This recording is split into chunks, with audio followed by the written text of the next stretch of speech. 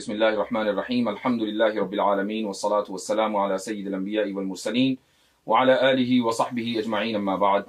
मैं हूं यासिर नदीम अल-वाजदी। आज मेरे साथ यहाँ पर मौजूद हैं एक जाने माने मुल्हिद जिनका नाम है जनाब उवैस इकबाल साहब। मुझे खुशी हो रही है कि मैं अपने ऑफिस में अपनी जगह पर उनका इस्तकबाल कर रहा हूं और लकीली मुझे पता चला कि वो मुझसे कुछ करीबी फासले पर रहते हैं, तो उन्होंने मुनासिब समझा कि बजाय हम लाइव स्ट्रीम पर ऑनलाइन इंटरनेट पर आकर गुफ्तगू करें, मुकालमा करें, तो क्यों ना ये गुफ्तगू फेस टू फेस हो। तो इसलिए मैंने इस इनिशिएटिव को अप्रिशिएट किया और उनको यहाँ आने की दावत दी। आज वो मेरे साथ मौजूद हैं। तो उवैस साहब, सबसे पहले तो आपका इस्तकबाल है यहाँ पर। मैं आपसे गुजारिश करूंगा कि थोड़ा सा मुख्तसर लफ्जों में आप अपने बारे में जरूर बताएं। बहुत बहुत शुक्रिया यासिर भाई कि आपने हमें यहाँ पर दावत दी और अपना जो मौक़िफ़ है आपके आगे रखने की, बल्कि ऑडियंस के आगे रखने की हमें जो इजाज़त है मरहमत की। मेरा नाम अवैस इकबाल है और मैंने तकरीबन पिछले 15 साल पाकिस्तान के मीडिया में जॉब की है। मैंने अपनी करियर का आगाज़ 2008 में एक रिनाउंड इस्लामिक स्कॉलर हैं जावेद अहमद गामदी साहब, तो उनके साथ शो के साथ किया था और मैंने उस शो के तकरीबन 58 एपिसोड्स जो हैं वो होस्ट किए। और उसके बाद मैंने टेलीविज़न एंकर, न्यूज़ एंकर के तौर पर मुख्तलिफ़ चैनल्स में जॉब की, पॉलिटिकल प्रोग्राम्स किए। उसके अलावा मैंने 2 किताबें लिखी हैं तारीख़ पर। एक किताब का नाम है द एरो ऑफ टाइम और एक किताब का नाम है देवर हेयर, जिसमें मैंने जो पूरी इंसानियत का जो हिस्टोरिकल पर्सपेक्टिव है वो हाईलाइट करने की कोशिश की है। और अभी मुझे इधर अमेरिका आए हुए 5 महीने हुए हैं यासिर भाई। ठीक, मोस्ट वेलकम।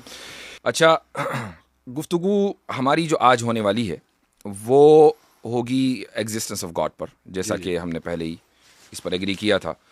आगे बढ़ने से पहले मैं एक चीज़ आपसे पूछना चाहूँगा, और वो ये कि इस वक्त पाकिस्तान से या इंडिया में भी जो नॉन अपोस्टेट्स हैं, जिनका समझ लीजिए कि सोशल मीडिया एक्टिविज़म बहुत मारूफ है, वो कोई भी हों, उनका जो आगाज़ होता है वो तो बड़ा हम्बल होता है, लेकिन फिर उसके बाद होता यह है कि जो हिंदुत्व ट्रोल्स हैं वो उनके साथ लगकर उनको ओजे सुरैया पर पहुंचा देते हैं सब्सक्राइबर्स के एतबार से।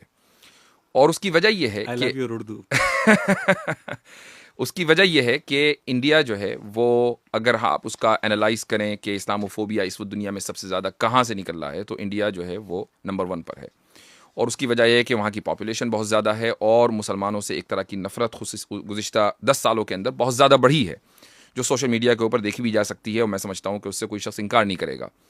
तो क्या मैंने जैसा जो पैटर्न देखा है, कहीं यानी मैं आपसे वजाहत चाहूँगा कि ये पैटर्न आपका तो नहीं है? देखिए, ये बात ऐसे है कि मैं दुनिया के तमाम मज़ाहिब को मैन मेड समझता हूँ, चाहे उसके अंदर हिंदुइज़म हो, इस्लाम हो, क्रिश्चियनिटी हो, जूडाइज़म हो, बुद्धिज़्म हो। एक एथीस्ट के नज़दीक दुनिया के तमाम मज़ाहिब जो होते हैं वो मैन मेड होते हैं। और जहाँ तक रही ये बात कि जो हिंदू हैं वो पाकिस्तानी इस तरह के जो अपोस्टेट्स हैं, मुझे तो इस लफ्ज़ से भी इख्तलाफ है कि हम अपोस्टेट हैं, क्योंकि हमने अपनी मर्ज़ी से इस्लाम कबूल नहीं किया था। हम मुसलमान फैमिली में पैदा हुए थे और हमें नाई ने कहा था कि वो देखो ऊपर कौवा, और उसके बाद रेस्ट इज़ हिस्ट्री। तो वी आर नॉट। जिस वक्त आपने कौवा कहा था उस वक्त आपको पता नहीं था कि आप मुसलमान हो रहे हैं? नहीं, एग्जैक्टली, बच्चे को कहाँ पता होता है जब तो इसलिए ये बात ही गलत है।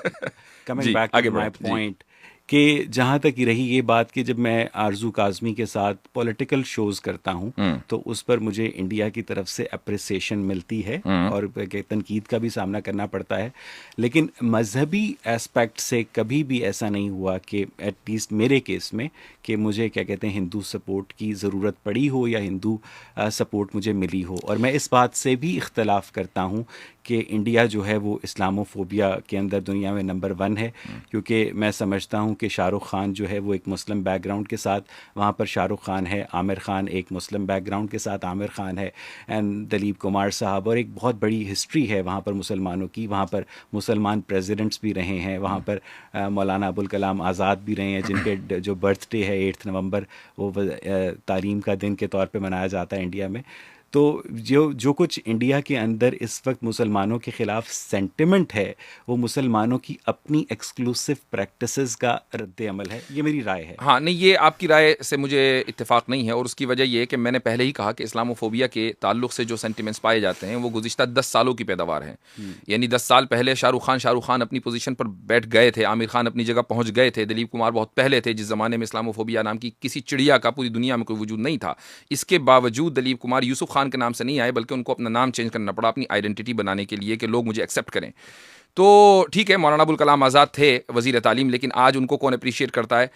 यानी जो पार्टी, रूलिंग पार्टी है, वो सबसे ज़्यादा अगर किसी से नफरत करती है तो मौलाना अबुल कलाम आज़ाद हैं। सो आई थिंक ये एक हिस्टोरिकल चीज़ है। लेकिन जिस शख्सियत का आपने नाम लिया है, आरजू काज़मी का, यानी उनका जो सबसे ज़्यादा उनकी जो फ़ैन फॉलोइंग है वो इंडिया बेस्ड है, और उसकी वजह खुसूसन माजी में कुछ दिनों के अंदर जो उन्होंने सवाल किया था, शायद आपने भी कोई वीडियो उनकी शेयर की है कि भाई औरतों को क्या मिलेगा जन्नत में अगर मर्दों को 72 हुरें मिल जाएंगी। तो जाहिर सी बात है कि इसका ताल्लुक कोई पॉलिटिक्स से नहीं है, इसका ताल्लुक इंडियन हिस्ट्री से नहीं है। इस सवाल को क्या कहते हैं सिर्फ आरजू काज़मी ने नहीं किया है, हमारी एक बहुत अच्छी लाहौर में दोस्त हैं उज़मा जाज़िब, वो भी ये कर चुकी हैं, और बहुत सारी जो मुसलमान बैकग्राउंड से ख़वातीन जो ताल्लुक़ रखती हैं वो इसी वजह से इस्लाम को छोड़ के एथीस्ट भी हुई हैं, क्योंकि उनके नज़दीक इस्लाम जो है वो सिर्फ़ और सिर्फ मर्दों की जो जिनसी इश्तिहा है उसे पूरा करता है। इसके ऊपर चूँकि हमारा जो टॉपिक है, अगर ये होता तो मैं इस पर ज़रूर आपको रिस्पॉन्स करता। जी हाँ, तो ये जो मैंने आपसे बात की है इस्लामोफोबिया के ताल्लुक से, ये मैंने एज ए डिस्क्लेमर आपसे कि भाई यानी हम ये नहीं चाहते, कम से कम मैं ज़ाती तौर पर ये नहीं चाहता हूँ कि एक शख्स के जिसके साथ मैं बहुत सिंसियरली गुफ्तगू कर रहा हूँ, और मैं चाहता हूँ कि मैं अपना वर्ल्ड व्यू उसको समझाऊँ विथ अटमोस्ट ऑनेस्टी, और मेरी नीयत और हर मुस्लिम दाई की नीयत ये होती है कि वो जो वर्ल्ड व्यू जिस पर वो बिलीव करता है, सामने वाला भी उस पर बिलीव कर ले। तो यही मेरी भी नीयत है। मैं इसके अलावा कोई दूसरी नीयत करूँगा तो ये मेरे लिए नुकसान ही नुकसान है। तो पॉइंट ये है कि मैं जिस शख्स से विद ऑल ऑनेस्टी और सिंसियरिटी बात कर रहा हूँ, उसका एजेंडा ये हो कि नहीं जी मुझे जो है ज़्यादा से ज़्यादा सब्सक्राइबर चाहिए, चाहे मुझे हिंदू ट्रोल्स मिले। मेरा एजेंडा बिल्कुल भी ये नहीं है, क्योंकि मेरे एजेंडे की मैं आपको इसकी एक एग्जांपल देता हूँ कि आरजू के साथ ही एक शो में जो पिछले दिनों कनाडा के अंदर एक सिख लीडर को कत्ल किया गया है, तो उसमें मैंने जो स्टांस लिया था वो इंडिया का पॉपुलर स्टांस नहीं था। तो मैंने इस बात की तस्दीक की कि जो सिख हैं उनकी जो सेपरेटिस्ट मूवमेंट है वो एग्जिस्ट करती है, और जो इस्लामाबाद है वो सिर्फ नई दिल्ली के ख़िलाफ़ सिखों को यूज़ कर रहा है चारे के तौर पर। तो मुझे बहुत ज़्यादा इसके ख़िलाफ़ रेजिस्टेंस का सामना करना पड़ा। तो मेरा मौक़िफ़ जो है उसमें इसलिए कभी तब्दीली नहीं आएगी कि मुझे हिंदू सब्सक्राइबर्स चाहिए या हिंदू फ़ैन फॉलोइंग चाहिए। देखिए, मेरा मौक़िफ़ उनसे पहले भी कांस्टेंट था। अगर वो पहले मेरे मौक़िफ़ की तायीद कर दें तो इसमें वेल एंड गुड, बट मेरा मकसद ये नहीं है कि मुझे हिंदुओं को खुश करना है, क्योंकि मैं दोबारा कहता हूं कि मैं दुनिया के हर रिलीजन को मैन मेड और इंसानी ज़हन की पैदावार कहता हूं। तो आप मसलन आपके जो भी पॉलिटिकल व्यूज हों कि भाई इंडिया अच्छा है कि पाकिस्तान अच्छा है, it doesn't really concern to me. तो चूंकि हमारी जो फील्ड है वो पॉलिटिक्स नहीं है। जो लोग मुझे जानते हैं उनको वो मैं 2002 में एथीस्ट हुआ था, और 2008 से मैं पब्लिकली डिक्लेयर्ड एथीस्ट हूँ, और 2008 से लेकर 2023 तक पिछले 15 सालों में मेरे मौक़िफ़ में 1 इंच की भी तब्दीली नहीं आई। ठीक है, चलें। तो मेरे ख्याल से अब हम अपने मौजू पर आते हैं, और मौजू जो हमने मुंतखब किया था वो है एग्जिस्टेंस ऑफ गॉड। लेकिन जाहिर है कि इस चीज़ का ताल्लुक जिस तरीके से एक मज़हब में यकीन करने वाले शख्स से है, मसलन मुझसे है, उतना ही आपसे इस मानागर है कि आप सिक्के का दूसरा रुख हैं, और वो दूसरा रुख इस तरह है कि भाई आप ये बिलीव करते हैं कि आप एथीस्ट हैं। अब मुझे आप थोड़ा सा, और मेरे ऑडियंस को और अपने ऑडियंस को भी आप ये समझाएं कि एथीज़म है क्या, यानी आपका एथीज़म क्या है, या आपका एथीज़म कोई जो एक पॉपुलर ओपिनियन है उससे मुख्तलिफ है या कुछ और है? असल में बात यह है कि जो खुदा का तसव्वुर है एक एथीस्ट के नज़दीक, वो इंसानों ने इस कायनात की तौजीह करने के लिए तराशा है। ठीक है, एक पुराने ज़माने में इंसान को नहीं पता था कि तूफ़ान कैसे आते हैं, ज़लज़ले कैसे आते हैं, और मौत के बाद क्या उसकी जो ज़िंदगी है उसका कोई मकसद है कि नहीं। तो एक दिन एक शख्स ने दावा किया कि भाई तुम्हें पता है कि इस कायनात को एक देवता ने बनाया है, इस कायनात को एक खुदा ने बनाया है। ठीक है, तो कुछ लोगों ने उसको फॉलो किया, जिसके नतीजे में जो मुख्तलिफ मज़ाहिब हैं वो वजूद में आए। तो बेसिकली जो बर्डन ऑफ प्रूफ है ना वाजदी साहब, वो आपके ऊपर है, क्योंकि आप लोग ये दावा करते हैं कि इस कायनात से मावरा कोई ऐसा अल्लाह है, कोई ऐसा खुदा है, कोई ऐसा भगवान है, कोई ऐसा मैं अभी God है। बर्डन ऑफ प्रूफ की बात नहीं कर रहा हूँ, मैं सिर्फ ये कि अपना एथिज्म वर्ड- क्या जी, है। मैं वही जी। वर्ल्ड व्यू दे रहा हूँ। हाँ। I am coming back to that point कि ये दावा जो है मजहबी कैंप करता है कि इस कायनात का कोई खुदा है। जी। ठीक है, और जो इल्हाद है, जो एथीज़म है, वो समझता है कि हमारे पास ऐसा कोई कंक्लूसिव एविडेंस नहीं है, including your divine books, including all your rituals, जिसकी बुनियाद पर हम ये बात कंक्लूसिवली कह सकें कि वाकई ये जो आप लोगों का मजहब है ये वाकई ये डिवाइनली ओरिएंटेड है या ऊपर से आया है। ये एथीज़म है। तो एथीज़म बेसिकली डिनाइल है ऐसे किसी दावे का कि कायनात से मावरा कोई भी क्रिएटर है। ठीक, तो यानी कंक्लूसिव आर्ग्यूमेंट का मसला है कि अगर क्या आपके पास खुदा के न होने का कोई कंक्लूसिव आर्ग्यूमेंट है? हमारे पास खुदा के ना होने का कोई कंक्लूसिव एविडेंस नहीं है, लेकिन हमारे पास उस अल्लाह के ना होने का कंक्लूसिव एविडेंस है, जिसकी परफॉर्मेंस अपने 3 मज़ाहिब, 1,24,000 अंबिया और 4 किताबों में हमें लगता है कि बहुत ज़्यादा मुतासिर कुन है। ठीक है, आपके पास खुदा की, चूंकि मौजू खुदा का वजूद है, अभी हम मजहबी खुदा के ईसाई वाला वर्जन है कि इस्लाम वाला वर्जन है, उस पर तो बात ही नहीं कर रहे हैं। हमारे पास किसी हम भी ये बात कर कायनात रहे के क्रिएटर का कोई भी एविडेंस कंक्लूसिव एविडेंस आपके नहीं पास नहीं है। आपको नहीं लगता कि the absence of evidence is not the evidence of absence? You are absolutely right, and you are using Carl Sagan's phrase which he used for extraterrestrial beings, जो उसने aliens के लिए इस्तेमाल किया था कि absence of evidence is not evidence of absence। और चूंकि आप ये God के लिए यूज़ कर रहे हैं, तो मुझे आपके इस यूजेज के ऊपर कोई एतराज़ नहीं है। आप ठीक कह रहे हैं कि absence of evidence is not evidence of absence। ठीक, तो फिर अगर यही बात है तो ये पोजीशन क्या अब इसमें एरर नहीं आ जाता कि भाई हम इसलिए इस चीज़ में बिलीव नहीं कर रहे हैं कि चूंकि हमारे पास कोई कंक्लूसिव एविडेंस नहीं है, जबकि हम ये भी मानते हैं कि एविडेंस ना होने का मतलब ये नहीं है कि वो चीज़ ना हो। हमें ये तो सेल्फ कॉन्ट्रडिक्शन है। बिल्कुल ऐसा नहीं है, क्योंकि जैसे कि absence of evidence is not evidence of absence, इसी तरह जो एब्सेंस ऑफ एविडेंस है वो भी किसी चीज़ की मौजूदगी का सबूत नहीं है। ठीक है, हम तक जिस खुदा का तारुफ करवाया गया है ना वाजदी साहब, वो याकूब से कुश्ती लड़ता है। हम तक जिस खुदा का तारुफ करवाया गया है वो दुनिया के अरबों इंसानों में से एक शख्स को अपना महबूब बना लेता है। नहीं, ठीक है, हम फिर उधर जा रहे हैं कि जहां अभी हमारा वो डिबेट का टॉपिक ही नहीं है, हम सिर्फ simple the concept of God इसके ऊपर बात कर रहे हैं। ठीक है, तो हमारे अब उस खुदा ने किस मजहब की किताब में क्या किया, इट इज हमारे पास डिफरेंट कोई स्टोरी। एविडेंस नहीं है कि ऐसा कोई भी जो क्रिएटर है वो इस टाइम और स्पेस के फैब्रिक से बियॉन्ड एग्जिस्ट करता है और उसने अदम से इस कायनात को वो वजूद में लेकर आया है। हमारे पास ऐसा कोई एविडेंस नहीं है। ये दावा आप लोगों ने किया है कि इस कायनात का कोई खुदा भी है और बाकायदा वो इस कायनात को वजूद में भी लेकर आया है, और मैं यहाँ पर मजहबी खुदा की बात नहीं कर रहा हूँ, जब हम आएंगे तो उस पर भी बात। ठीक है, तो अब हम आगे बढ़ते हैं और मेरा आपसे जो सवाल है बुनियादी वो ये सवाल है, और मैं इसलिए स्क्रीन शेयर कर रहा हूँ ताकि आपको जो है वो आसानी हो देखने में। मेरा जो पहला सवाल है वो ये है, how do you know the truth? जो कि जाहिर सी बात है कि हमारा जो सारा झगड़ा है वो ये है कि खुदा सच है या खुदा सच नहीं है। तो हमें पहले ये डिफाइन ज़रूर करना पड़ेगा कि हम सच को जाने कैसे और किस बुनियाद पर हम सच तक पहुँच सकते हैं। सर, खुदा सच है या खुदा झूठ है, इस बात का फैसला तो हम तब कर सकते हैं ना जब आप ये बात साबित कर दें कि खुदा है।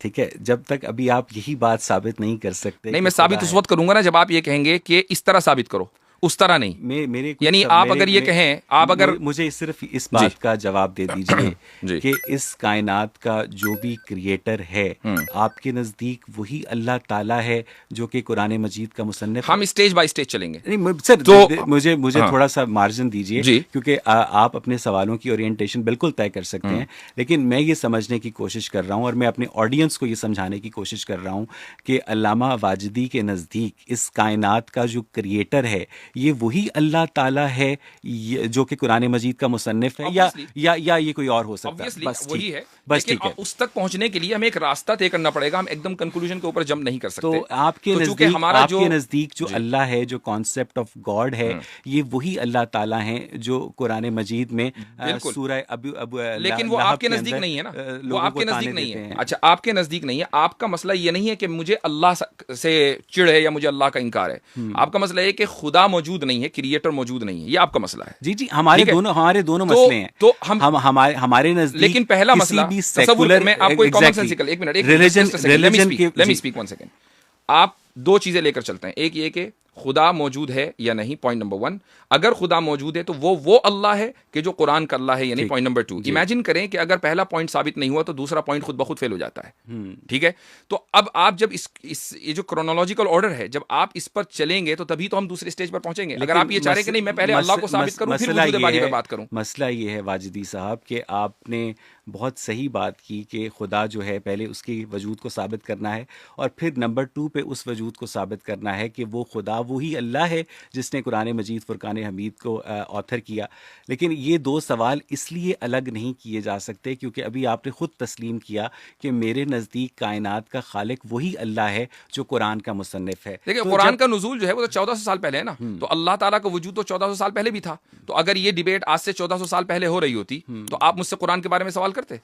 क्योंकि मैं उसकी आइडेंटिटी के लिए फिर आपसे ये पूछता, अगर ये डिबेट 1400 साल पहले हो रही होती कि आपके नज़दीक कायनात का खालिक वही अल्लाह ताला है जिसने हज़रत इब्राहिम को अपने बेटे की, आपने बहुत अच्छा सवाल किया कि आप आइडेंटिटी के लिए कोई रेफरेंस देते, अपने बेटे की गर्दन पे छुरी चलाने का हुक्म दिया। राइट, मैं आपसे एक सवाल करता हूँ। वो सवाल ये है कि आप मसलन थोड़ी देर के लिए हाइपोथेटिकली स्पीकिंग आप ये कहते हैं कि इंसान का कोई वजूद नहीं है, ठीक है, इंसान का हाइपोथेटिकली स्पीकिंग, और फिर आप मुझसे, और मैं कहूं कि नहीं इंसान का वजूद है, और आप मुझसे सवाल करें कि काला इंसान कैसा होता है या गोरा इंसान कैसा होता है, तो मैं आपसे ये नहीं कहूंगा कि काला ऐसा होता है और गोरा ऐसा होता है। मैं आपसे कहूंगा कि पहले हम इंसान के वजूद पे बात करेंगे, उसकी आइडेंटिटी बाद में आएगी।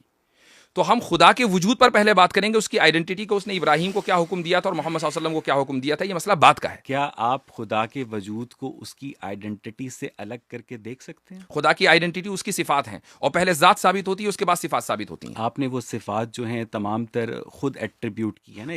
अगर एक आदमी वजूद जात का ही मुनकिर हो तो सिफात के ऊपर तो कभी उससे डिबेट हो ही नहीं सकती ना। ठीक है, मैं पहले तो जात के ऊपर बात करनी पड़ेगी। इत्तेफाक करता हूं, यानी अगर मैं एग्जिस्ट नहीं करता तो मेरी ब्रेवरी या मेरी जो एग्जिस्टेंस है जी, उसका जो दावा है वो रिलीजन ने किया है। तो रिलीजन का जो बारिश सबूत है, एग्जैक्टली, ठीक है, अगर मैं ये दावा करूं कि इस वक्त मेरी जैकेट के अंदर टक बिस्किट है तो आप मुझे कहेंगे कि भाई साबित करो, तो मैं ये निकालूंगा, आपको टक बिस्किट दिखा दूंगा।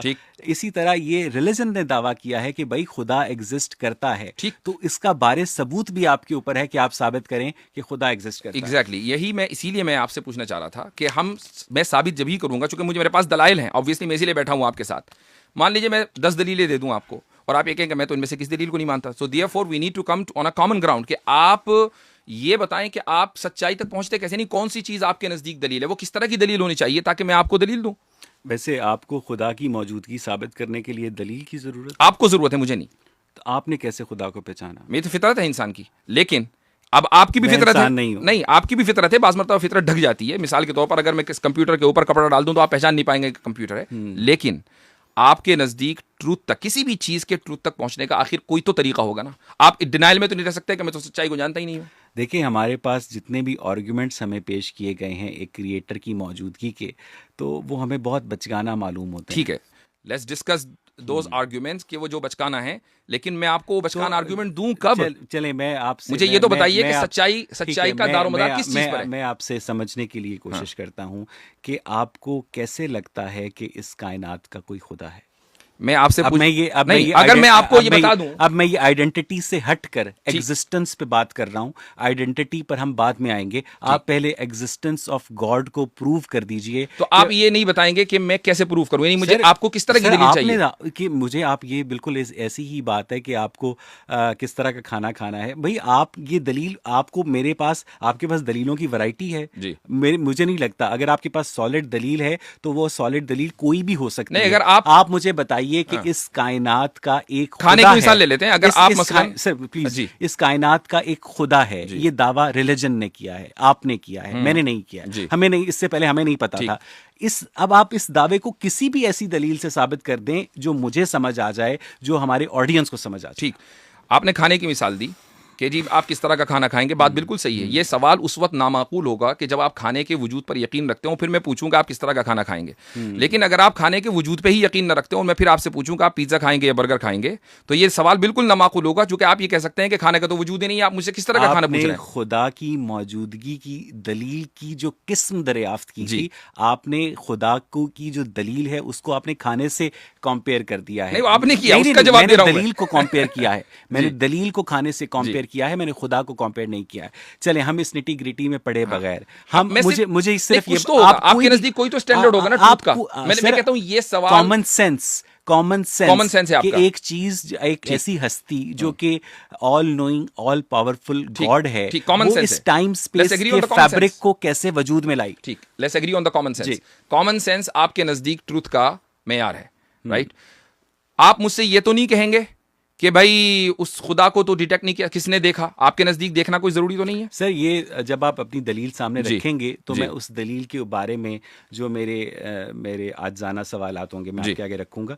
फिलहाल हमने गुफ्तगू का आगाज कहीं से तो करना है ना। मुझे सिर्फ ये बताइए, मुझे समझने के लिए बताइए कि इस कायनात का एक खुदा है जो एक कॉन्शियस डाइटी है, ये आपको कैसे पता चला? अब हम आ जाते हैं, आपने जो अभी थोड़ी देर पहले बात की बर्डन टू प्रूफ, ठीक है, हम बर्डन टू प्रूफ पे ही बात करते हैं। पहले आप जो मुल्हिदीन का एक जो कॉमन तरीका होता है वो ये कि नहीं जी ये तो मोमिनीन का काम है कि वो खुदा के वजूद को साबित करें, हमने तो दावा किया ही नहीं। जी बिल्कुल। आपने अपनी जो किताबें लिखी हैं जिसमें आपने ह्यूमन हिस्ट्री लिखी है पूरी, अभी हालांकि मैंने वो किताबें नहीं पढ़ी, आपने जो मुख्तसर उसका तारुफ कराया है उसमें आपने क्या लिखा कि भाई इंसान रह रहे थे और अचानक थंडर हुआ, अर्थक्वेक आया, फ्लड आया। अब लोगों को ये पता नहीं था कि करें क्या, तो किसी ने कहा कि नहीं ये देवता ने बनाया है ये सारे काम। कहा कि ये मैंने अपनी किताब में लिखा है। आपने कहा ना कि ह्यूमन हिस्ट्री। नहीं, मैं ये जो है एंथ्रोपोलॉजी का मौजू है, ठीक है, ये आप इसको मानते हैं, साइको एनालिसिस का मौजू, आप इसको तस्लीम करते हैं? मैं इसको तस्लीम करता हूं, लेकिन ये मैंने अपनी किताब में नहीं लिखा। मैं अपनी इस बात को वापस ले लेता हूं, कोई मसला नहीं है, बाद में आदमी भूल चूक हो जाती है, लेकिन बहरहाल आप इसको तस्लीम करते हैं। अब मुझे एक बात बताइए कि जिस आदमी ने ये कहा कि ये सारी चीजें देवता ने बनाई हैं, इंसान तो उससे पहले भी थे, वो तो किसी देवता के कायल नहीं थे। इसका मतलब ये कि आप ये कह रहे हैं कि एथीज्म जो है वो डिफॉल्ट पोजीशन है, तो दावा फिर आपका हुआ। असल एथीज्म जो है डिफॉल्ट पोजीशन है। जी, आप ये कह रहे हैं, आपने एक नई चीज मुतारिफ करवाई, ठीक है, आपने ये कहा कि हमने बताया कि नहीं, एथीज्म डिफॉल्ट पोजीशन नहीं है, बल्कि there is a creator of the universe. नहीं, इंसानियत के आगाज में लोग एथीस्ट थे। सर इंसानियत से पहले कायनात तख्लीक हो चुकी थी ना आपके नजदीक। लोग तो इंसान थे ना। उस कायनात का खालिक कौन था? ये इसका दावा आपने किया कि इस कायनात का खालिक खुदा था। ठीक है, अब आप साबित करें कि इस कायनात का खालिक खुदा था। आपकी स्क्रीन के ऊपर यहाँ दो अगर आप देख लें, ये कॉलिंस डिक्शनरी है, इसमें जो बर्डन टू प्रूफ अगर आप डालेंगे, इसमें जो एंट्री है वो ये लॉ में, a claimant is someone who asks to be given something which they think they are entitled to. ठीक है, सिंपल सी बात है। आप मुद्दई अगर हैं, यानी मिसाल के तौर पर मैं अपने मकान में रह रहा हूं और आप आकर ये दावा करें कि यासिर साहब ये मकान मेरा है, ठीक है, तो मुद्दई आप होंगे, मैं मुद्दाले होऊंगा, ऑब्वियसली बात है। तो बर्डन टू प्रूफ आपके ऊपर होगा। आप बर्डन ऑफ प्रूफ लेने को तैयार नहीं। सुन लीजिए, मैं मुद्दई, आप मुद्दई होंगे और मैं मुद्दाले होऊंगा। मेरा काम दलील देना नहीं होगा, आपका काम दलील देना होगा। क्यों? इसलिए कि मैं उस मकान में रहता आ रहा हूं। ये इंसानियत शुरू से किसी मरकजी खुदा में बिलीव करती आ रही है।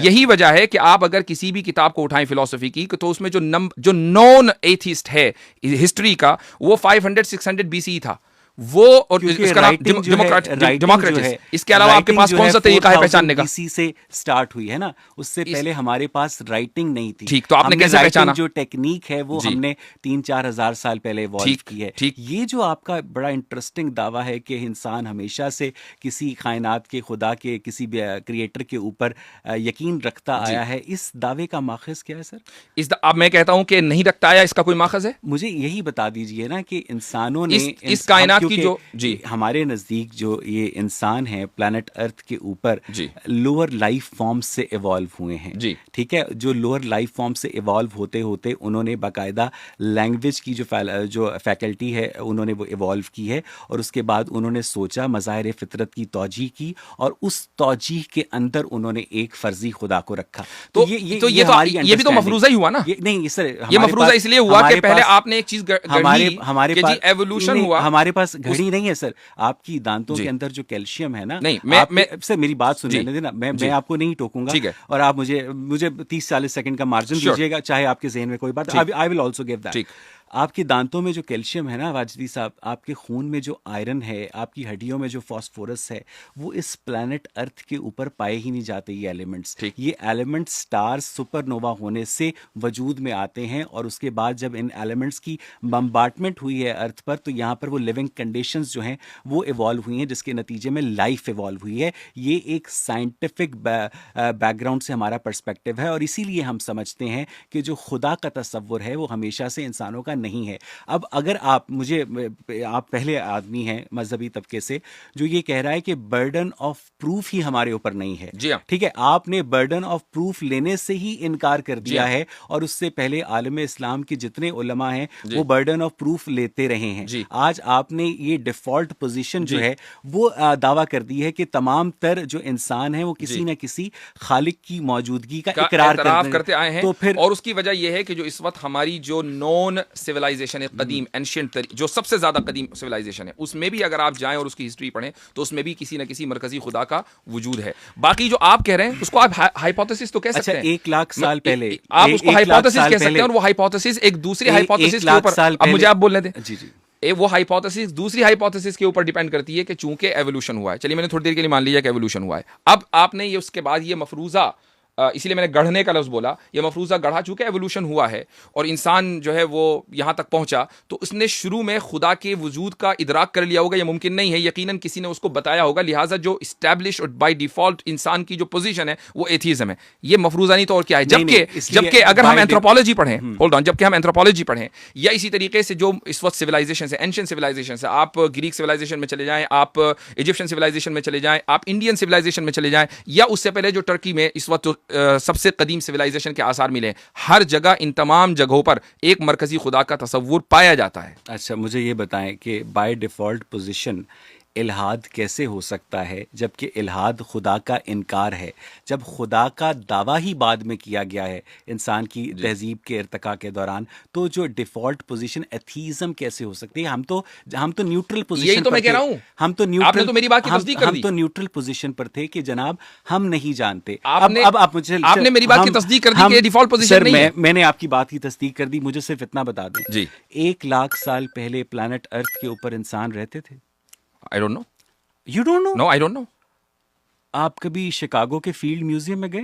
गया हूँगा, लेकिन I don't know. नहीं, आपको पता है कि जो एनाटॉमिकली मॉडर्न ह्यूमंस हैं वो इस प्लैनेट अर्थ के ऊपर 2.5 लाख साल, क्या हम इर्तिका पर बहस कर रहे हैं? नहीं, मैं सिर्फ आपकी मैं अंडरस्टैंडिंग की बात कर रहा हूँ कि आपके नजदीक जिस तरह बहुत सारी चीजें आपको नहीं पता। अच्छा, अब चले, मुझे नहीं पता होंगी। हाँ, मुझे भी नहीं पता। वाजिदी साहब, इंसान इस प्लैनेट अर्थ के ऊपर कब से है? अल्लाहु आलम। आपको हजरत आदम का नहीं पता? नहीं, हजरत आदम का पता है, लेकिन ये नहीं पता कि वो कब आए थे, ये हमें बताया नहीं गया। अच्छा, इसका मतलब ये है कि जो तारीख इब्ने कसीर है उसके अंदर ये लिखा गया है कि जहाँ तक मैंने पढ़ा है, correct me if I am wrong, आप यस यू आर रॉन्ग, तो पहले मेरी सुन तो रहे ना सर। नहीं, मुझे मालूम है आप क्या कहना चाह रहे हैं, आई नो, कि हजरत आदम से लेकर हजरत मोहम्मद सल्लल्लाहु अलैहि वसल्लम तक 80 नस्लें का उनका फासला है। ये बात तारीख इब्ने कसीर में लिखी है, गलत लिखी है। ठीक है, आपके नजदीक हजरत आदम जो हैं वो इस प्लैनेट अर्थ पर कब थे? आई डोंट नो, आपको नहीं पता। इवन आपके पास वो 1 लाख साल पहले भी हो सकते हैं। हाँ, सही है, लेकिन बहुत सारे वो 2 लाख साल भी पहले भी हो सकते हैं, क्योंकि इसमें रिलीजन का कोई लेना देना नहीं है। रिलीजन का ताल्लुक है, पहले मुसलमान थे जी, तो अल्लाह ताला के नबी थे। ये हिस्ट्री से ताल्लुक करती है, रिलीजन से नहीं। आपके पास भाई आप ये बताइए कि अगर अल्लाह के नबी थे तो क्या हर अल्लाह के नबी का नाम हमें मालूम होना जरूरी है? 1 लाख के करीब से जायद जो है अंबिया है, कुरान में 1 लाख से जायद अंबिया का नाम है नहीं है, बल्कि अक्सर अंबिया का नाम हमें नहीं पता है। अच्छा, इसलिए कि हमारी हिदायत का जो डिपेंड करता है, इस पे नहीं करता कि हजरत आदम कब थे, इस पे डिपेंड करता है कि हजरत आदम मुसलमान थे और उस पर हम तस्लीम करते हैं। अब वो कभी भी हो सकते हैं। अच्छा, हजरत आदम पहले इंसान थे? फिर हम एवोल्यूशन के ऊपर जा रहे हैं। नहीं, एवोल्यूशन पे नहीं जा रहे। ये एवोल्यूशन ही का सवाल है। नहीं, एवोल्यूशन का सवाल नहीं है, एवोल्यूशन ही का सवाल चलें, है। अगर आप वो अव्वल बशर थे, अव्वल बशर थे, उनसे पहले कोई इंसान नहीं अल्लाहु था। आलम, अल्लाह आई डोंट नो। ठीक है, आप कब थे वो? ये वो जब भी होंगे, अभी तो बताया मैंने। कहाँ थे वो? आई डोंट नो, आपको ये भी नहीं पता। अच्छा, आपको ये पता है कि हजरत आदम के कितने अरसे के बाद हुजूर सल्लल्लाहु अलैहि वसल्लम इस्लाम लेकर आए? अगर मुझे ये पता चल जाए तो मैं ये ना बता दूं आपको कि हजरत आदम कब थे। ठीक है, तो इसका मतलब ये है कि जो डिवाइन गाइडेंस आपके पास है, जो कुरान मजीद आपके पास जिब्राइल लेकर आया, उसने भी आपको ये नहीं बताया, इसलिए कि ये इन्फॉर्मेशन इररेलेवेंट है। वो हमारे नज़दीक रेलेवेंट है, क्योंकि आपका मौजू रिलीजन नहीं है, आपका मौजू हिस्ट्री है। ठीक है, मेरा मौजू रिलीजन है। क्योंकि रिलीजन का जो सुन लीजिए, रिलीजन की जो बुनियाद होती है वो हिदायत है इंसान की, और हिदायत का ताल्लुक इससे नहीं है कि आदम कब थे और कब नहीं थे। ये बताइए कि अल्लाह ताला ने या क्रिएटर ने इस कायनात को कब बनाया? I don't know. और जो साइंस का ये सवाल आप वही कर रहे हैं। ठीक है, ये वही सवाल है जो कैसर भाई साहब ने किए थे। अच्छा ठीक है, मुझे एक बात और इसके ताल्लुक से मजहब की कोई पोजीशन नहीं है, बल्कि हम साइंस की पोजीशन एक्सेप्ट करने के लिए तैयार हैं। अगर साइंस ये कहती है, अगर साइंस का ये दावा है कि जी 14 बिलियन साल पहले कायनात वजूद में आई थी बिग बैंग के बाद, हमें कोई मसला नहीं है, हमें कोई मसला नहीं है, आ सकती है। अच्छा, मुझे ये बताइए कि अगर अल्लाह ताला या क्रिएटर, अब हम गुफ्तगू के असल धारे में मुझे लग रहा है हम शामिल हो रहे हैं, इस कायनात को अदम से वजूद में लेकर आए थे, तो टाइम और स्पेस को क्रिएट उन्होंने किया, उससे पहले वो टाइम और स्पेस के अंदर एग्जिस्ट ही नहीं करते थे। ठीक। तो जो चीज़ टाइम और स्पेस के फैब्रिक में एग्जिस्ट ही नहीं करती है, साइंस के नज़दीक वो एग्जिस्ट ही नहीं करती है। तो इसका मतलब ये है कि आपके नज़दीक, late me complete my question, I will not interrupt you. जो चीज़ टाइम और स्पेस अगर क्रिएटर अदम से वजूद में लेकर आया, तो वो खुद अदम में कैसे एग्जिस्ट करता था, और इस यूनिवर्स को बनाने का रॉ मटेरियल जो कि हमारे पास 75% हाइड्रोजन है, ये यूनिवर्स जो है, इस कायनात को बनाने का रॉ मटेरियल वो क्रिएटर कहाँ से लेकर आया? ठीक। आपने दो सवाल किए कि वो आदम में कैसे एग्जिस्ट करता था। वो आदम उसके लिए नहीं था, वो आदम मेरे और आपके लिए था। उसका तो वजूद ही वजूद था। Point number 1। अब मैं जवाब दे दूं आपको, जवाब दे दूं। नंबर 2, आपने कहा कि रॉ मटेरियल कहाँ से लेकर आया। अगर उसको रॉ मटेरियल कहीं से लाना हो तो फिर वो क्रिएटर किस काम का? क्रिएटर कहते ही उसको है जो हर चीज़ को बनाए, जो रॉ मटेरियल को भी बनाए और जो ट्रांसफॉर्म भी करे एक चीज़ से दूसरी चीज़ में। क्रिएटर वो है। अगर आप इस्लाम का या किसी भी मजहब का बुनियादी मुकद्दमा नहीं समझते तो फिर आप ये कैसे डिबेट कर सकते हैं? आप ये कह रहे हैं कि रॉ मटेरियल कैसा है? क्या रॉ मटेरियल क्रिएट नहीं हो सकता? बिल्कुल हो सकता है। अगर क्रिएटर को हम ऑल पावरफुल मान रहे हैं तो हम ये भी मान रहे हैं कि वो रॉ मटेरियल भी क्रिएट कर सकता है। बात ये नहीं है, बात ये है कि अगर आप उसको स्पेस में और टाइम में मानते हैं, मसलन कोई भी क्रिएटर है, उसको आपने स्पेसलेस नहीं माना, उसको आपने टाइमलेस नहीं माना, बल्कि उसी टाइम और स्पेस में माना जिसमें ये कायनात वजूद में आई है, तो क्या आप ये कह रहे हैं कि कायनात खुद से खुद वजूद में आ गई? मैंने ये कहा कि हमें तो पता ही नहीं है कि ये कायनात कैसे वजूद में आई है। ये दावा रिलीजन ने किया है कि ये कायनात। तो जनाब, जब मैं ये कहता हूं कि हमें ये नहीं पता कि आदम कब आए थे, तो आपको मसला होता है? नहीं, क्योंकि आपके पास तो, क्योंकि हमने कभी ये दावा नहीं किया कि आदम कब आए थे। आपके पास तो डिवाइन गाइडेंस है ना सर। आपके पास तो डिवाइन गाइडेंस का मतलब ये नहीं जिसने आदम को पैदा किया। डिवाइन गाइडेंस का मतलब हरगिज ये नहीं है कि खुदा ने अपने सारे उलूम इंसान को मुंतकिल कर दिए। जाहिर है, जो इंसान सोच सकता था वो इस किताबों में लिख सकता था, वो एक अलग मसला है। वो आप नोट करते हैं, कोई मसला नहीं है। अच्छा, मुझे ये बताएं, coming back to the point, कि आपके नजदीक टाइम और स्पेस जो है वो क्रिएट हुए हैं। जी राइट सर? जी हाँ। टाइम और स्पेस एक क्रिएटर ने क्रिएट किए हैं, और वो टाइम और स्पेस का जो क्रिएटर है वो उससे पहले जिस अदम में था वो आदम में नहीं था। यही तो आपका सवाल गलत है। यही तो मैं कह रहा हूँ सर कि मुझे समझा दें कि टाइम और स्पेस की क्रिएशन से पहले जी वो कहाँ था? जो था वो किस टाइम और स्पेस में एग्जिस्ट करता था? अच्छा, क्योंकि टाइम और स्पेस के बगैर कोई चीज एग्जिस्ट कर नहीं सकती। आप अपने सवाल में जो फैलेसी है वो समझ पा रहे हैं? नहीं सर, मुझे यही समझाइए। आप ये कह रहे हैं कि टाइम से पहले खुदा किस टाइम में था? नहीं, मैं ये कह रहा हूं कि खुदा जो था वो इस टाइम स्पेस फैब्रिक से पहले किस ज़मानो मकान में था? टाइम से पहले किस टाइम में था? टाइम और स्पेस के फैब्रिक, मैं और आप इस वक्त शिकागो के अंदर 2023 में बैठे हैं। ठीक है। अगर यहाँ पर मैं टाइम चेंज कर दूंगा तो आप दोनों में से कोई एक नहीं होगा, स्पेस चेंज कर दूंगा तो कोई नहीं होगा। इसीलिए जो आइंस्टाइन था वो जनरल थ्योरी ऑफ रिलेटिविटी के अंदर टाइम स्पेस फैब्रिक की बात करता है। मुझे ये बताइए कि ज़मानो मकान तो खुदा ने तख्लीक की, तो उस तख्लीक से पहले वो कहाँ था? जब ज़मानो मकान उसने तख्लीक किए हैं तो ज़मानो मकान को आपने मखलूक मान लिया? ठीक है, ठीक है। नहीं, ये आपका दावा है कि ये आप ही तो कह रहे हैं कि ज़मानो मकान को अगर उसने तख्लीक किया है तो फिर यानी मैं उसका फैलसी बता रहा हूँ, मैंने कहा कि ज़मानो मकान जो है आपके नजदीक खुदा की तख्लीक है, ठीक है, आपके नजदीक खुदा की तख्लीक है। हम तो ये कहते हैं कि हमें नहीं पता।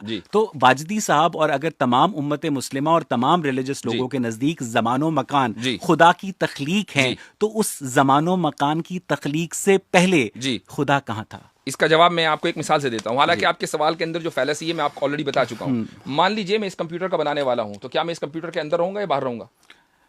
सर असल में ये जो कंप्यूटर है ना, ये टाइम और स्पेस फैब्रिक के अंदर एग्जिस्ट करता है। लेकिन इसके बावजूद, और मैं भी करता हूं, और मैं भी करता हूं, बड़ी मासूम वाली मिसाल नहीं, मैं भी करता हूं। बहुत मासूम मिसाल है सर, ये मासूम लोगों को समझाने के लिए भाई। अब आप ये देखिए, हम बहुत ही मासूम हैं। देखिए आप मुझे बोलने नहीं दे रहे, मैं अपनी बात मुकम्मल कर लूं कि जब हम दोनों टाइम और स्पेस के अंदर एग्जिस्ट करते हैं उसके फैब्रिक में, और मैं एक चीज को बनाने के बावजूद इसके बाहर हूं, तो जो इस पूरे फैब्रिक को बनाने वाला है उस फैब्रिक में कैसे होगा? मैं यही तो बता रहा हूं कि ये आपके दावे की फैलेसी है, क्योंकि मेरी लेट मी कंप्लीट सर, क्योंकि इससे ना वो फिर वो खलते मबहस हो जाएगा। मैं ये जो कंप्यूटर की जो आपने मिसाल दी है वो इसलिए सादिक नहीं आती मेरी राय में वाजदी भाई, कि जो कंप्यूटर है वो टाइम और स्पेस के अंदर एग्जिस्ट करता है और आप भी टाइम और स्पेस के अंदर एग्जिस्ट करते हैं। लेकिन ये जो यूनिवर्स है ना, ये टाइम और स्पेस की एग्जिस्टेंस का शाहकार है। लेकिन आपका ये दावा है कि इस टाइम और स्पेस को क्रिएटर ने क्रिएट किया है। तो टाइम और स्पेस को अगर क्रिएटर ने क्रिएट किया है तो वो उससे पहले खुद कहाँ था, इसी को ये समझने की कोशिश मैं जो आपके इस दावे के फॉल्सहुड को बयान करना चाह रहा हूं। मैं ये बता रहा हूं कि आपका ये जो दावा या जो नैरेटिव है ये फॉल्स इक्विवेलेंस कहलाता है। चूंकि आपने क्रिएटर को अपने जैसा समझा कि जैसे आप टाइम और स्पेस की फैब्रिक में है तो क्रिएटर भी किसी ना किसी टाइम स्पेस की फैब्रिक में होगा। यही फॉल्स इक्विवेलेंस है। इसी को अरबी में क़ियासुल गाइब अल शाहिद कहा जाता है। इसलिए और यही चीज बुनियादी तौर पर गलत है कि जब हमारा हो सकता है मैं यही समझ जाऊं तो मैं बस अपना सारा मुकदमा वापस ले लूं। मुझे सिर्फ ये फॉल्स इक्विवेलेंस समझा दें। मैं आपसे मेरा मकसद जो है, अब मैं समझाता हूं आपको कैसे। एग्जैक्टली मैं आपको समझाता हूं फॉल्स इक्विवेलेंस कैसे। मेरे बहुत सारे जो सुनने वाले हैं, आपके बहुत सारे सुनने वाले हैं, टाइम और स्पेस क्रिएट किए गए हैं। उससे पहले आप ये कह रहे हैं कि खुदा भी किसी टाइम और स्पेस में था? नहीं, फिर वो आज भी नहीं है। वो तो लाज़मान और लामकान है। यानी वो नहीं है, वो लाज़मान और लामकान खुसूसियात ना होने की होती हैं सर। ये लाज़मान और लामकान है। जी नहीं, ये इसीलिए मैं कह रहा हूं कि ये जो खुसूसियात ना होने की होती हैं ये मादी चीज के ना होने की खुसूसियात होती हैं। हम खुदा को मादी ही नहीं मानते। अच्छा, वो मादी नहीं है? बिल्कुल नहीं है। अगर वो मादी होता तो वो किसी ना किसी ज़मानो मकान में होता। वो मादे का क्रिएटर है। चूंकि अगर वो मादी होगा, अब मैं आपको बताता हूं क्यों नहीं है। अगर वो मादी होगा तो उसका भी कोई ना कोई क्रिएटर होगा, और अगर उसका भी वो भी मादी होगा और उसका भी कोई ना कोई क्रिएटर होगा। इसी को आप कहते हैं इन्फिनिट रिग्रेस। तो क्या आप इन्फिनिट रिग्रेस को फैलेसी नहीं मानते? जी बिल्कुल मानते हैं। मुझे ये बताइए कि एक गैर मादी चीज जो है वो मादे को कैसे ज़हूर में लाती है? इसलिए कि आपने सिर्फ मादी चीजें देखी हैं। हम चूंकि जिन चीजों के यूज्ड टू हैं, हम उन्हीं चीज के ऊपर बुनियाद बनाकर फैसला कर लेते हैं।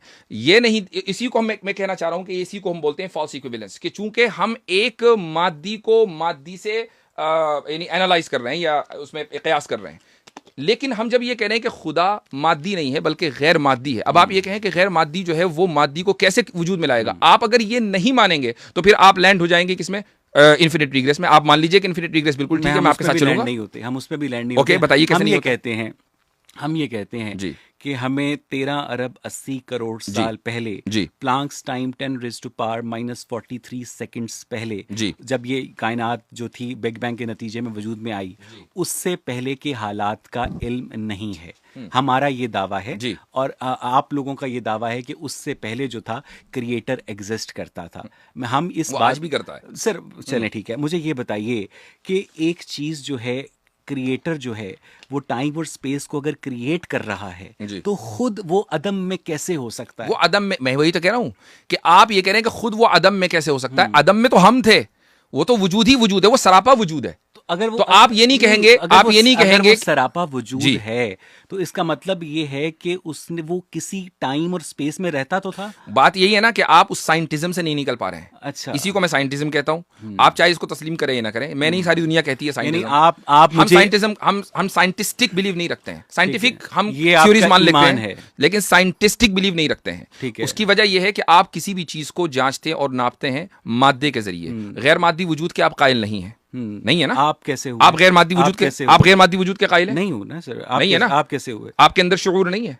सर तो जो शऊर है वो मादे का मजहर है। मादे consciousness is the reflection of आप ये कह रहे हैं कि शऊर और ब्रेन दोनों एक चीज है? नहीं, एक चीज नहीं है। ओके, क्या है वो? ब्रेन एक शऊर क्या चीज है? एक फिजिकल चीज है, और ब्रेन के अंदर जो इलेक्ट्रिकल एक्टिविटी है, जो उसकी मैनिफेस्टेशन है, वो कॉन्शियसनेस है। ठीक है सर, इधर उधर की बातें नहीं, इधर उधर की नहीं, बहुत इंपॉर्टेंट है। अगर हम मादे और गैर मादे की बात कर रहे हैं तो शऊर के ऊपर तो बात होगी, क्योंकि शऊर एग्जिस्ट करता है और गैर मादी है। आप मुझे बता दीजिए कि शऊर एग्जिस्ट नहीं करता, या कह दीजिए कि वो मादी है। क्या जो शऊर है जी वो दिमाग के बाहर एग्जिस्ट करता है? क्या दिमाग के बगैर? बिल्कुल कर सकता है, बिल्कुल कर सकता है। सर मुझे ये समझा दें, बिल्कुल कर सकता है। मुझे ये बताएं कि वाजिदी हाँ, साहब ये जरूर का है, जो शऊर है, ये जरूर है, आपकी वफात के बाद क्या एग्जिस्ट करेगा? ये जरूर, बिल्कुल हो सकता है, बिल्कुल हो सकता है। मैं लेकिन अगर आप ये कहें कि मादा यानी शऊर और दिमाग दोनों एक ही चीज है, अगर आप ये साबित कर दें तो फिर मैं अपने इस दावे को वापस ले लूंगा। सर मुझे लेकिन अगर आप ये दो अलग अलग चीजें हैं, अगर ये दो अलग अलग चीजें हैं, शऊर जो है दिमाग की प्रॉपर्टी है, दिमाग का करेक्टरिस्टिक है, दिमाग की सिफ्त है। जब ब्रेन डेथ हो जाती है तो शऊर खत्म हो जाता है। हमारे जो न्यूरल सर्किट्स होते हैं उनमें न्यूरॉन्स की बम्बार्टमेंट होती है, जिसके नतीजे में कॉन्शियसनेस इवॉल्व होती है।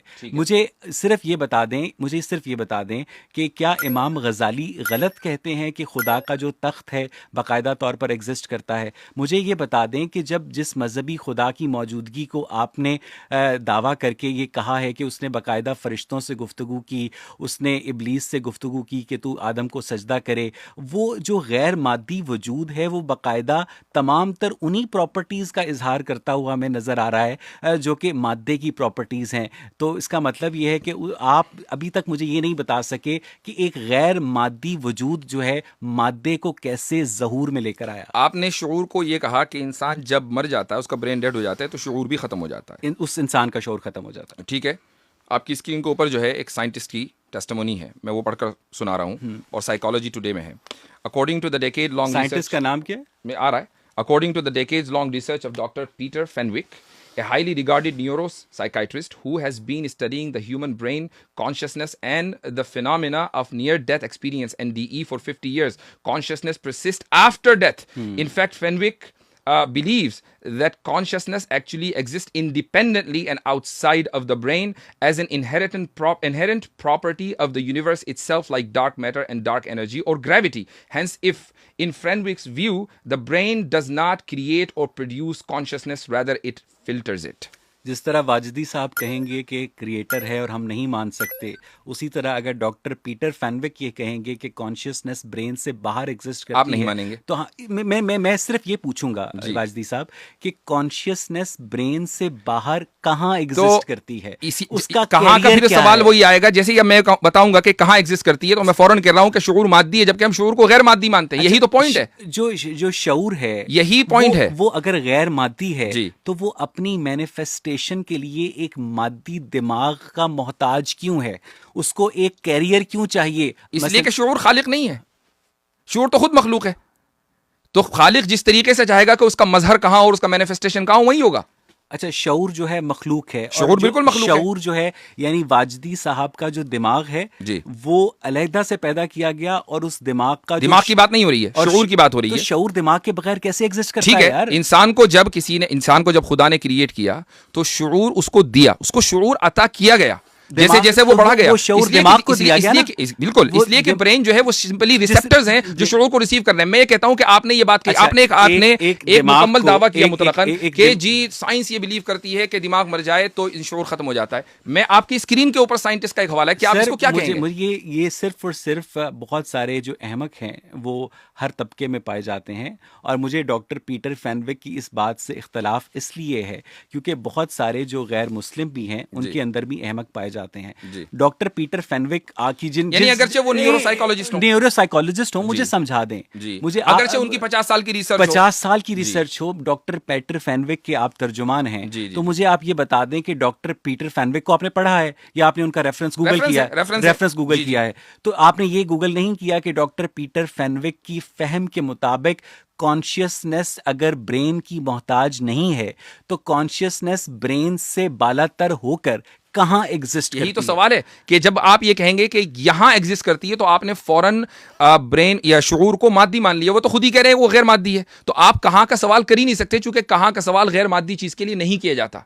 अच्छा, ये जो अच्छा, शऊर और है, दूसरी बात ये है कि फ्रेनविक का शऊर गैर मादी होल्ड ऑन, है। फ्रेनविक का ये दावा नहीं है कि चूंकि मैंने ये डिस्कवर कर लिया कि शऊर ब्रेन से इंडिपेंडेंट होता है, लिहाजा अब मेरे ऊपर ये भी जिम्मेदारी है कि मैं ये बताऊं कि वो कहां होता है। ये मैं फ्रेनविक का यहां तर्जुमानी नहीं कर रहा हूं, लेकिन एक कॉमन सेंसिकल बात है, एक कॉमन सेंसिकल बात है। डॉक्टर पीटर को जब यही नहीं पता जी। कि कॉन्शियसनेस ब्रेन से बाहर कैसे एग्जिस्ट कर सकती जी। है, कहाँ एग्जिस्ट कर सकती है, तो वो ये भी नहीं कह सकते कि कॉन्शियसनेस ब्रेन से बाहर एग्जिस्ट कर सकती है। मुझे लगता है कि अल्लाह ताला जो कि मजहबी इस कायनात के खालिक हैं, जी। जो इस कायनात को अदम से वजूद में लेकर आए हैं, जी। आपके नज़दीक वो इस कायनात से मावरा एक गैर मादी मजहर हैं, राइट? एक गैर मादी वजूद है। गैर मादी वजूद, एक गैर मादी और वजूद है, वजूद है। ठीक है। मुझे ये बताइएगा कि एक गैर मादी वजूद जो है मादे को कैसे तख्लीक करता है, कैसे? आपको बताया उसने?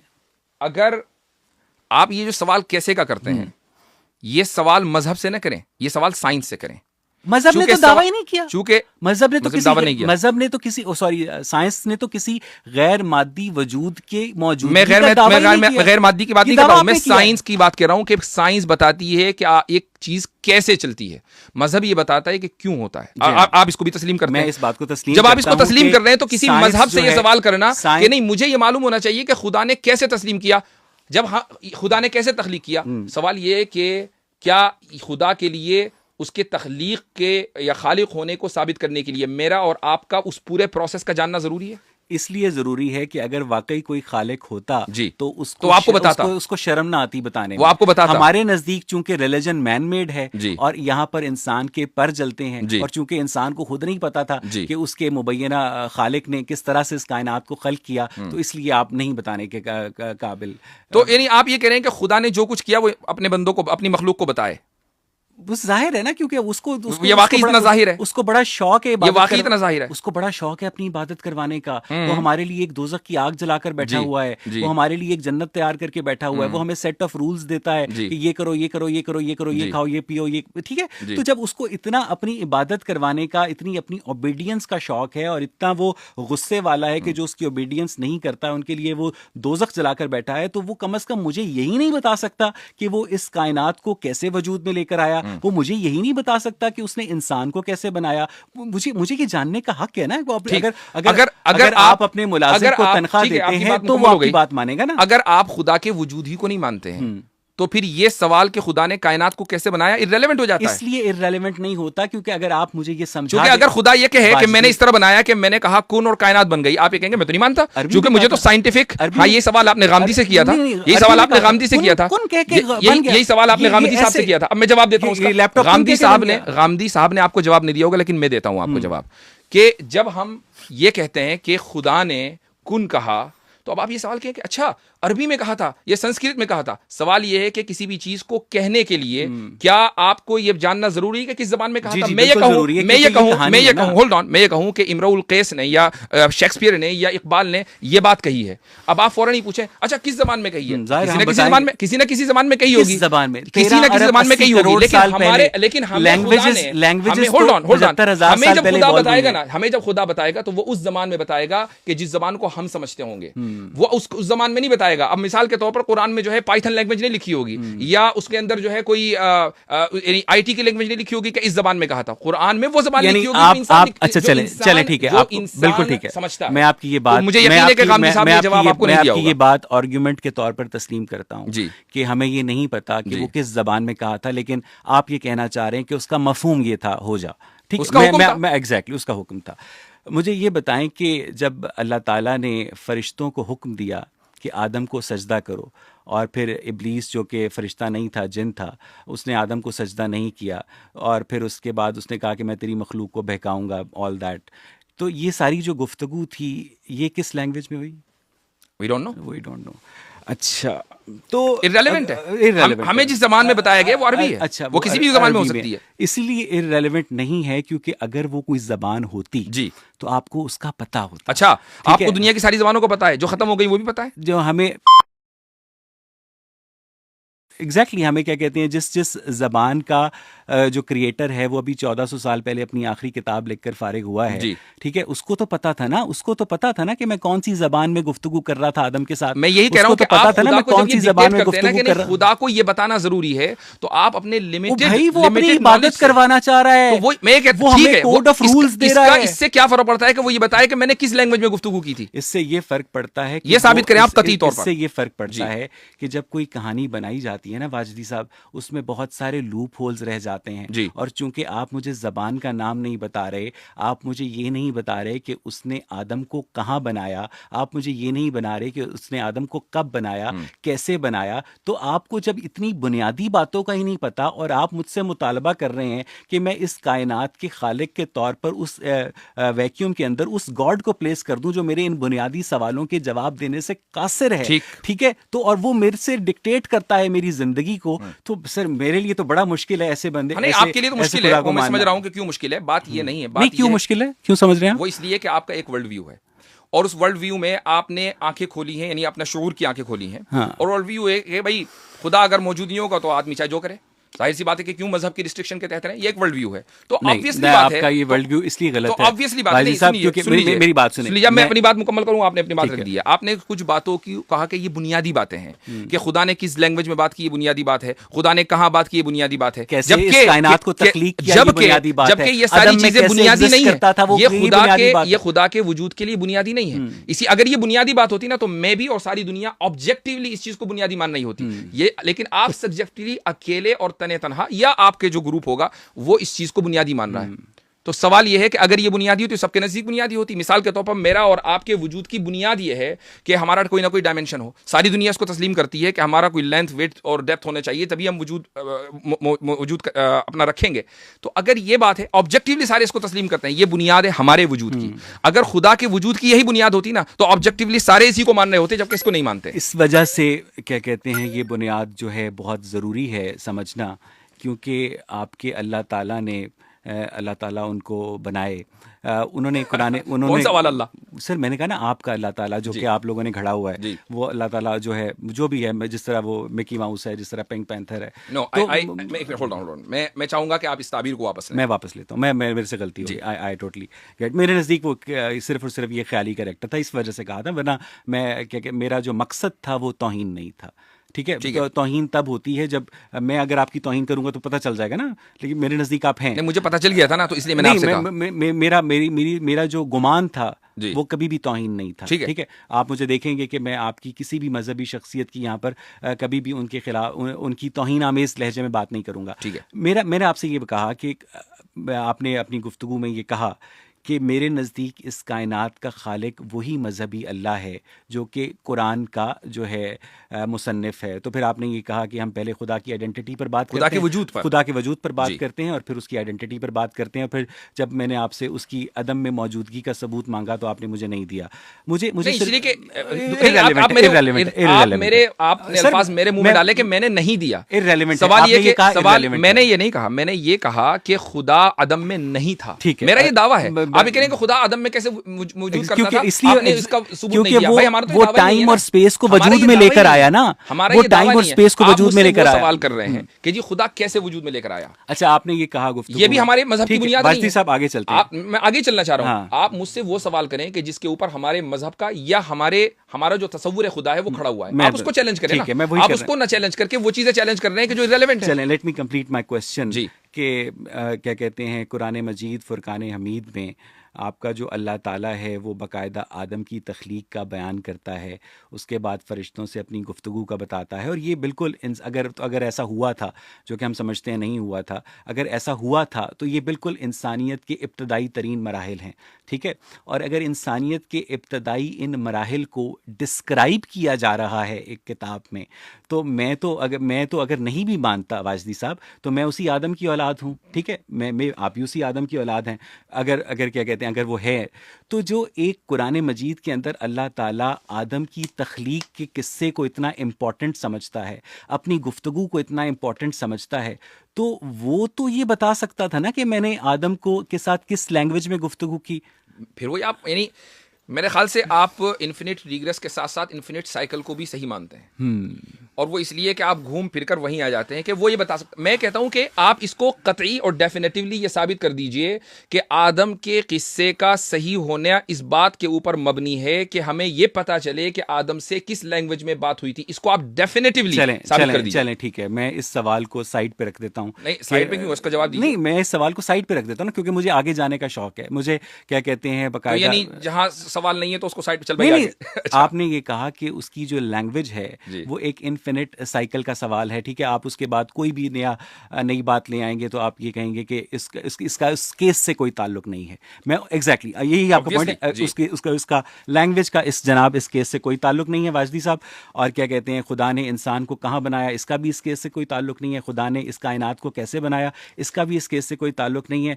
अब आ जाती है वाजदी साहब ये बात कि अल्लाह ताला ने हमसे जो मुतालबात किए हैं, अल्लाह ताला ने हमसे जो मुतालबात किए हैं कि क्या कहते हैं, ऐसी बात है बुनियादी अखलाकियात की जो कि कुरान मजीद के अंदर लिखी है और वो इंसानों को नहीं पता थी। ठीक, क्या हमने खुदा के वजूद को तस्लीम कर लिया? नहीं कर लिया ना, क्योंकि नहीं किया। जब आप ठीक है, तो अब मैं आपको जब दलाइल तो दे जब दूं। मैंने तो अभी दलील ही नहीं, ठीक है। कोई भी दलील मेरी अभी तक के खुदा के वजूद के ताल्लुक से नहीं आई है। ठीक है, आपकी स्क्रीन के ऊपर पहली दलील है, अगर आप उधर देख लें, argument from evil and good. इसके दो प्रेमिसेस हैं। If the universe has existed by itself it would have either evil और good due to the lack of consciousness. B, the universe has evil and good both, therefore the universe has not existed by itself. Who created evil? God, of course. So God is evil? No, the creator of evil is not evil. यही तो fallacy है। The performer of evil is evil, अच्छा, not the creator। इसलिए कि मैं उसकी मिसाल दे देता हूँ। मैं मिसाल ये दे देता हूँ कि मसलन आप मेरे स्टूडेंट हो, ये मेरे सारे स्टूडेंट बैठे हुए हैं यहाँ पर। मैं इनको जब एग्जाम देता हूँ ना, तो इस एग्जाम के अंदर अगर मैं मल्टीपल चॉइस दूं तो 3 जो ऑप्शंस होते हैं वो रॉन्ग होते हैं और एक सही होता है। अगर ये कहें कि यार ये कैसा उस्ताद है कि ये 3 उसने रॉन्ग दे दिए, इसको खुद कुछ नहीं पता है, वो मैंने इसलिए दिए हैं ताकि मैं इनकी नॉलेज को जांचूं। जब हमारा बुनियादी मजहबी मुकद्दमा ये है, और सिर्फ मेरा नहीं, तमाम ईसाइयों का, तमाम यहूदियों का, तमाम मुसलमानों का, सारे जितने भी अहले मज़ाहिब हैं जो मोनोथीस्टिक रिलीजन है, उनका ये मुकद्दमा है कि हम इस दुनिया में इम्तिहान के लिए और इब्तिला के लिए हैं, जिसका नतीजा उसको पहले से पता है। कंप्लीट, हम इस दुनिया के अंदर एक इम्तिहान के लिए हैं कि हम अपने खुदा को पहचाने। अगर पहचान लेंगे तो जन्नत में जाएंगे और नहीं पहचानेंगे तो जहन्नम में जाएंगे। अगर हमारा बुनियादी मुकद्दमा ये है तो उस मुकद्दमे के सही होने के लिए ईवल का होना जरूरी है इस दुनिया में। और अगर आप ये कहते हैं कि ये कायनात खुद से खुद वजूद में आ गई है या किसी मादे ने बता दिया, तो फिर क्या इस कायनात के अंदर ईवल पॉसिबल था? मुझे सिर्फ चलिए, खुदा, आपने जिस तरीके से मेरा क्वेश्चन साइड में रखा ना, मैं भी खुदा को साइड में रखता हूं। आप मुझे बताइए कि ईवल क्यों है? क्योंकि इंसान जो है वो क्या कहते हैं, अपने सर्वाइवल के लिए बहुत सारे ऐसे काम करते हैं जो कि इंसानों को नहीं करने चाहिए, इसलिए ईवल एग्जिस्ट करता है। नहीं, तो इंसानों की वायरिंग ये जो जिस तरह मादा है, मान लीजिए पत्थर है, उसका कोई शऊर नहीं है, तो सारे इंसानों को एक ही तरह सोचना चाहिए था ना, कोई बुराई की तरफ ना सोचता। ये सारे अच्छाई होते, ये सारे बुरे होते। ऐसा क्यों हुआ कि कुछ अच्छे हैं कुछ बुरे हैं? कायनात में ईवल एग्जिस्ट करता है। इसलिए कायनात में ईवल एग्जिस्ट करता है कि तमाम इंसान जो हैं वो मुख्तलिफ जीन म्यूटेशंस के नतीजे में वजूद में आते हैं। अगर आपने ये कहा वाजदी साहब कि अल्लाह ताला ने इंसान को इम्तहान के लिए बनाया कि ये मुझे पहचानेगा या नहीं, इसका मतलब ये है कि जब आप अपने मदरसे में अपने तलबा का इम्तहान लेते हैं तो आपको नहीं पता होगा कि कौन फर्स्ट आएगा कौन सेकंड आएगा, लेकिन आपके अल्लाह ताला को तो इस इम्तहान का नतीजा भी पहले से पता है। आपने मेरे सवाल का जवाब नहीं नहीं मुझे मेरे सवाल का, देखिए मेरे सवाल का जवाब दें आप। अगर लेके जाएंगे मुझे तकदीर के मसले पर, तो हम कभी भी इस सेशन को मुकम्मल नहीं कर पाएंगे। ईवल क्यों एग्जिस्ट करता है? आपका जो वर्ल्ड व्यू है उसके एतबार से ईवल कैसे एग्जिस्ट करता है कि ईवल कोई एब्सोल्यूट टोटलिटी में टर्म ही नहीं है कि आप जिस तरह ये माइक एग्जिस्ट करता है, जिस तरह ये घड़ी एग्जिस्ट करती है, जिस तरह मैं एग्जिस्ट करता हूं, इस तरह ईवल जो है एब्सोल्यूट टोटलिटी में एग्जिस्ट नहीं करता है। अगर मैं पाकिस्तान में, अगर मैं इंडिया में किसी की बीवी का हाथ चूमता हूं तो ये ईवल है। अगर मैं फ्रांस में किसी की बीवी का हाथ नहीं चूमता हूं तो मुझे मैनर्स नहीं है। अगर मैं पाकिस्तान या इंडिया की मुस्लिम पॉपुलेशन में सूअर का गोश्त खाता हूं तो ये ईवल है। शराब पीता हूं तो ये ईवल है। लेकिन अगर यही काम मैं वेस्टर्न सिविलाइजेशन में नहीं करता हूं तो ये सिर्फ और सिर्फ मेरी चॉइस है। तो ईवल अपनी अगर आप इंसाफ न करें तो, अगर ईवल, इंसाफ जो है वो इंसानों का मजहर है ना। ठीक, आप इंसाफ न करें, ईवल है कि नहीं ऑब्जेक्टिवली? इंसाफ की जरूरत कब होती है? इंसाफ की जरूरत तब होती है जब एक इंसान दूसरे इंसान का हक खाता है। और दुनिया के तमाम जो दुनिया के तमाम जो एथीस्ट्स हैं, मैं ये नहीं कह रहा हूं इंसाफ, आप मेरी बात का जवाब सुन लीजिए, मेरी बात सुन लीजिए, आपके मैं कहना क्या चाह रहा हूं। मैं ये नहीं कह रहा हूं कि इंसाफ की आपको जरूरत कब होती है, जाहिर सी बात है जब जुर्म होता है तो इंसाफ की जरूरत होती है। क्या आप इंसाफ न करने को ऑब्जेक्टिवली ईवल मानते हैं या सब्जेक्टिव ईवल मानते हैं? ऑब्जेक्टिवली ईवल मानते हैं। अभी तो आपने कहा कि ऑब्जेक्टिवली ईवल नहीं होता। ईवल जो है किसी काम के अंदर एग्जिस्ट करना चाहिए ना। तो जब पोर्क खाना, आपने सारी मिसाल किसी काम की दी है ना, तो इंसाफ करना भी तो एक काम है ना। जब आप उस काम को, जब आप उस तकाजे को पूरा नहीं करेंगे, जब आप किसी पर जुल्म करेंगे, ठीक है, तो उसके बाद इंसाफ की जरूरत पेश आएगी। ठीक है, जब बुराई अपनी टोटलिटी, देखिए मेरी बात सुनिए, जब सूअर का गोश्त खाने, मेरी बात आप समझ गए? मैं समझ गया, मैं उसी को एड्रेस कर रहा हूं कि जो सूअर का गोश्त खाना है उस पर अगर मुझे मतून किया जाएगा और मुझे जज किया जाएगा, सब्जेक्टिव है ना वो, तो सब्जेक्टिव मान रहे हैं, सब्जेक्टिव है। मुझे ये, लेकिन आपने ये कहा कि ऑब्जेक्टिवली ईवल एग्जिस्ट नहीं करता। ऑब्जेक्टिवली ईवल एग्जिस्ट नहीं करता, लेकिन उसकी जो जजमेंट है वो एग्जिस्ट करती है। तो यानी इंसाफ ना करना, एक आदमी इंसाफ नहीं कर रहा है, क्या इसको आप ऑब्जेक्टिवली ईवल मान रहे हैं? आपने भी कहा मान रहे हैं। मैंने कहा कि इंसाफ जो है वो सब्जेक्टिव ईवल की जजमेंट है, सब्जेक्टिव ईवल की जजमेंट है, और इंसाफ के जो तकाजे हैं, ठीक, वो इंसाफ किसी भी तरह हो सकता है। मुझे ये बताइए, let me help you as well, कि एक इंसान को यहां पर कत्ल कर दिया जाए या कि दुनिया के किसी कोने में कत्ल कर दिया जाए, उसके इंसाफ के तकाजे मुख्तलिफ होंगे। ठीक है, इस तरह मसलन हिटलर ने 6 मिलियन लोगों को मारा, उसने कहा मैंने इंसाफ के तकाजे मुख्तलिफ होंगे। इसी तरह अगर दुनिया के किसी दूसरे कोने में शराब पी जाए और यहाँ शराब पी जाए तो इंसाफ के तकाजे मुख्तलिफ होंगे। इसीलिए इंसाफ, लेकिन बात हो रही है इंसाफ, उसके तकाज़ों की बात नहीं हो रही है। कंप्लीट ना, कि जब ईवल जो है वो सब्जेक्टिव है, लेकिन उस ईवल की जो जजमेंट है कि आपने इंसाफ के पलड़े में उसको लाना है, वो एक क्या कहते हैं, मेरे नजदीक एक ऑब्जेक्टिव चीज है। अब इस बात को थोड़ा सा नैरो डाउन वापस की तरफ करते हैं कि आपके नजदीक इस कायनात के अंदर खुदा की मौजूदगी इसलिए जरूरी है कि जो ईवल है उसको बाकायदा पनिश किया जा सके, उसको बाकायदा लगाम डाली जा सके। सिर्फ यही नहीं है, बल्कि इसलिए चूंकि इस कायनात में जो आप खुद ही कह रहे हैं कि ऑब्जेक्टिवली ईवल मौजूद है, ये ईवल कभी मौजूद ना होता, कायनात एक हालत पर रहती, या तो उसके अंदर सिर्फ गुड होता या उसके अंदर सिर्फ ईवल होता। इस कायनात के अंदर दोनों चीजों का वजूद होना इस बात की दलील है कि कायनात खुद से खुद वजूद में नहीं आई है। इस कायनात क्योंकि कायनात मादी है, मादे को क्या लेना देना ईवल से। अगर ये मोबाइल जो है सैमसंग ने बनाया है तो उसके सारे मोबाइल जो हैं एक तरह के होंगे, और ये सैमसंग की क्रिएशन का सबूत हैं। अगर ये तमाम इंसान जो हैं खुदा ने बनाए होते तो वो या तो गुड होते या बैड होते। तमाम इंसानों के अंदर गुड और बैड का मुतनव्वे होना इस बात का सबूत है कि इनका कोई क्रिएटर नहीं है। तो नोट और S21 दोनों एक ही हैं क्या? जो नोट 10 और S21 दोनों एक ही है। वो क्या होता है? सैमसंग के दोनों फोन है ना? नहीं, उनकी परफॉर्मेंस हर मॉडल की एक जैसी है ना। होमो सेपियंस, अगर परफॉर्मेंस की बात हो रही है, परफॉर्मेंस भी अलग है। अगर नोट 10 की परफॉर्मेंस अलग है और S22 की परफॉर्मेंस अलग है। साहब, अगर तमाम होमो सेपियंस को खुदा ने बनाया है तो उनकी परफॉर्मेंस सेम होनी चाहिए। अच्छा, ठीक है। अगर तमाम होमो सेपियंस जो हैं इवॉल्व हुए हैं तो उनकी परफॉर्मेंस में वेरिएशन होनी चाहिए, और उसी वेरिएशन की वजह से ईवल वजूद में आता है जो कि सब्जेक्टिव है। तो मेरा दावा हुआ ना सर, मैं लेट मी कंप्लीट फर्स्ट। उसी परफॉर्मेंस के अंदर वेरिएशन की वजह से ईवल वजूद में आता है जो कि सब्जेक्टिव है, और उसकी जो जजमेंट है वो ऑब्जेक्टिव है। अब ये बात, आपकी बात का जवाब हो गया। आपने मेरी बात, आप मेरी दलील दे रहे हैं। अब आप मुझे, ये तो आपने अपने गोल में स्कोर कर दिया।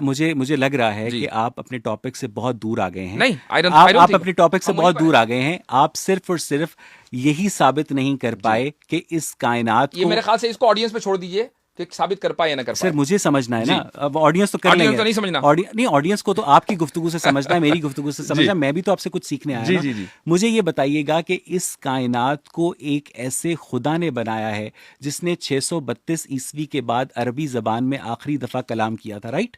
नहीं, किसने कह दिया आपसे?